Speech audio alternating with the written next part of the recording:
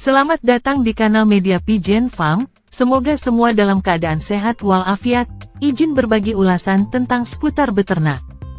Dan jika dirasa kanal ini bermanfaat, bantu kami dengan cara berlangganan, tidak lupa juga tekan tombol merah dan aktifkan lonceng notifikasi agar kami semangat dalam membuat video seputar merpati. Kemampuan induk betina menurunkan gen ke anak, apakah induk betina cenderung mendominasi gen anaknya? Saya rasa tidak semuanya betul. Anak itu kan hasil campuran sifat ayah dan ibunya. Sifat ini diturunkan secara acak. Bisa saja 50/50, 70/30, 30/70, 10/90, 80/20, dan sebagiannya. Kita tidak akan tahu berapa persentase dari ayah atau ibunya. Inilah sebabnya bahkan saudara sekandung sekalipun tidak mungkin sama kombinasi gennya. Maka kualitasnya pasti berlainan. Jadi, kalau mau ternak sebaiknya ayah dan ibu dari kualitas yang baik.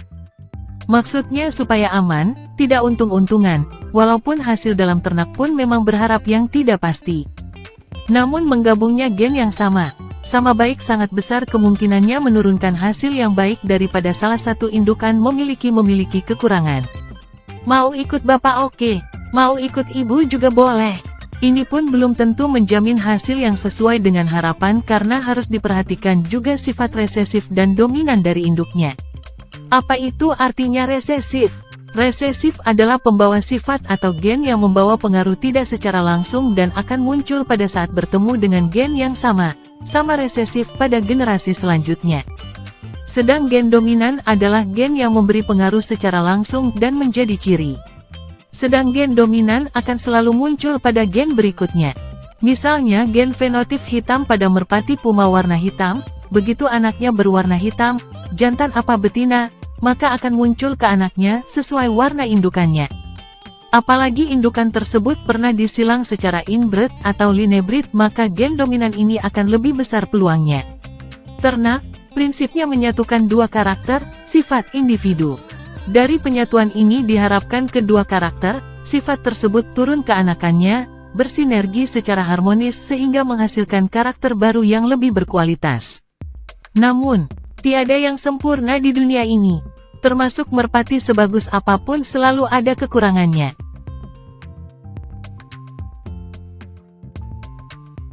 Di merpati, ada burung sprint cepat, tapi tembaknya kurang. Ada juga yang tembaknya bagus, tapi sayang mentalnya jelek. Dan lain sebagainya. Kita sebagai peternak hanya bisa berusaha semaksimal mungkin agar hasil ternakan kita mendekati sempurna.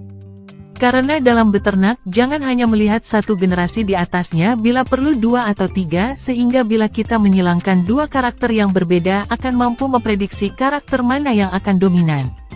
Walaupun semua tidak ada yang pasti, namun gen betina cenderung lebih dominan daripada jantan. Untuk itu ada dua alternatif pilihan yang bisa ditempuh dalam beternak. 1. Haruskah kita ternak dengan mencari pasangan yang mampu menutupi kekurangan indukan kita? Atau 2. Menyadari bahwa tidak ada yang sempurna, dan mencari indukan yang mampu lebih memaksimalkan kelebihan indukan kita. Kemampuan menurunkan sifat, genetik, dan kemampuan menurunkan warna, fenotip. Berbicara mengenai kemampuan menurunkan sifat dan kemampuan menurunkan warna sama saja menilai dua sisi mata uang yang tidak bisa dipisahkan dan tidak akan berguna bila hanya ada satu sisi saja. Kemampuan memberikan keturunan setiap makhluk hidup merupakan sifat hereditas dari makhluk hidup. Hereditas sebagai kemampuan makhluk hidup untuk mewariskan sifat-sifat, karakter, genotip, atau ciri-ciri tubuhnya, fenotip, kepada keturunannya. Setiap makhluk hidup memiliki kemampuan untuk menurunkan sifatnya melalui reproduksi. Keturunan akan mewarisi sifat dari kedua induknya yang masing-masing akan memberikan setengah secara acak. Bagaimana dengan pemain merpati yang akan mengharapkan merpati yang diternak mampu menurunkan sifat mayoritas bagus sedang merpati saja menurunkan sifatnya secara acak? Bila kita mempelajari kromosom unggas maka akan ada 74 kromosom yang bertemu kemudian bergabung secara acak dan menurunkan sifat secara acak. Lalu bagaimana dengan merpati yang mampu menurunkan anak yang mampu prestasi dan mayoritas sifat bagus, Dan bagaimana merpati yang kualitas bagus juara namun tidak mampu menurunkan anakan yang bagus? Ada beberapa pendapat yang mengatakan bila kita ingin selalu juara maka kita harus selalu memasukkan burung juara, maka kemungkinan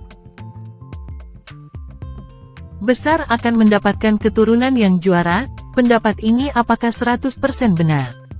Namun perlu diingat tidak semua burung juara akan menghasilkan anak yang juara, bisa jadi dari anak betina atau cucu cicit pada keturunan keberapa, telur yang keberapa, sekali lagi tidak ada yang tahu. Bisa saja keturunannya bukan dari burung juara tersebut tapi dari adik kakak saudara, kemungkinan bisa menurunkan anak yang juara. Lalu pendapat mana yang harus jadi pedoman? Inilah yang menjadi problem setiap peternak, bahwa dalam ternak tidak ada yang pasti. Namun orang yang selalu berusaha dan mencoba disertai pengetahuan, maka dia yang akan cepat berhasil. Lalu apa iya kalau ternakan di kandang kita juara vs juara sama dengan juara? Kalau teori ini selalu benar, mungkin permainan merpati yang juara hanya dari peternak besar, pemain pemula dan pinggiran akan jadi penonton. Buktinya sekarang juara selalu berganti dan siapa saja bisa menjadi juara selama konsisten dalam perawatan dan pelatihan. Tanda pagar. Jadi bagaimana kita beternak? Apa harus pakai keturunan burung juara? Kalau itu wasih dan pasti. Tanda pagar apa harus cari merpati yang memiliki daya turun ke anaknya kuat? Monggo silakan pilih aja kalau memang tahu. Tanda pagar apa harus selalu cari saudara burung yang sekarang sedang juara SPT, adik, kakak, sepupu, bapak, ibu, silakan kalau dananya ada. Tanda pagar apa peternak akan selalu bisa mencetak burung juara?